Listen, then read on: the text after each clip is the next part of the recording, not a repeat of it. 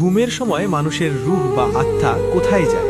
এটি শরীর থেকে বের হয়ে আল্লাহর আরশের নিচে গিয়ে সিজদা করে এবং ঘুরে বেড়ায়। কেন ঘুমের মধ্যে হঠাৎ ঝটকা অনুভব হয়? রূহ যখন দ্রুত শরীরে ফিরে আসে তখন স্নায়বিক প্রতিক্রিয়ায় এই ঝটকা লাগে। মানুষ মারা যাওয়ার পর তার রূহ কি ঘরে ফিরে আসে? না, রূহ ইল্লিয়িন বা সিজ্জিনে চলে যায়। সেখান থেকে দুনিয়ায় ফেরার অনুমতি নেই। স্বপ্নে নিজের মৃত্যু দেখলে সাধারণত কি বোঝায়? দীর্ঘ জীবন, স্বপ্নে পানি পান করলে কি বোঝায়? সুস্থতা ও রহমত, স্বপ্নে বিয়ে করতে দেখলে কি বোঝায়? নতুন দায়িত্ব বা পরিবর্তন, স্বপ্নে সোনা বা টাকা পাওয়া মানে কি? রিজিক বৃদ্ধি।